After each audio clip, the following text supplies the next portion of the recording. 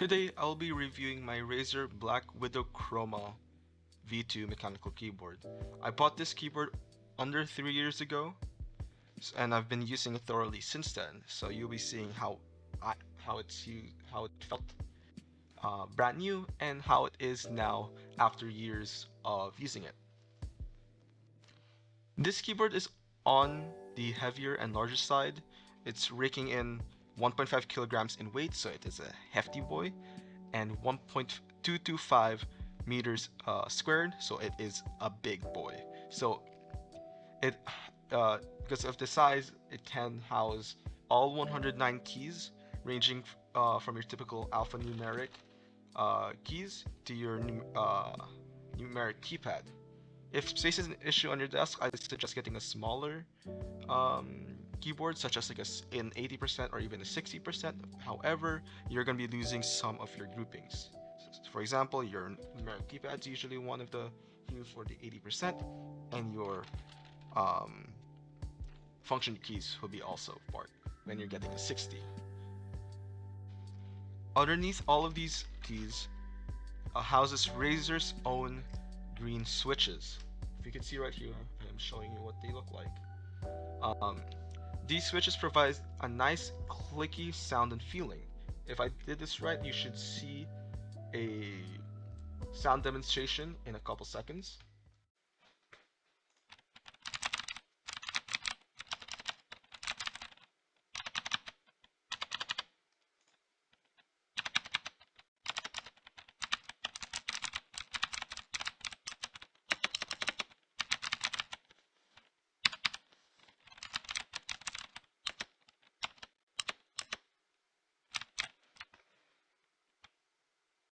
Now that the sound demonstration is over, let's move on.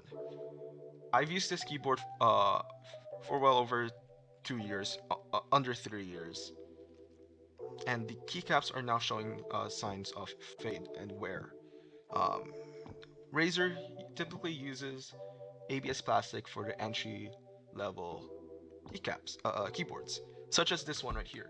It's the Black Widow is more of the higher end entry level, but anyways, this uses ABS plastic because of its properties. After thorough use, they begin to take on an oily shine, an oily texture, and an ugly shine. A way to mitigate this is to use PBT plastic keycaps instead of ABS plastic. Razer has done this with their higher end keyboards. So underneath all of these keycaps reside 109 individual LEDs, including the one to make it 110. All of these LEDs can be synced with Razer's proprietary software called Razer Synapse. This software can control all of the LEDs in multitude of different ways, ranging from a solid color like this, as a white, to custom patterns set by the user.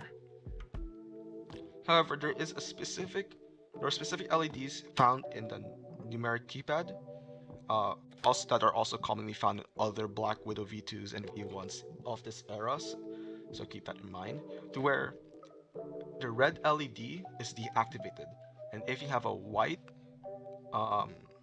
color set to your LEDs, it will leave a cyan color instead.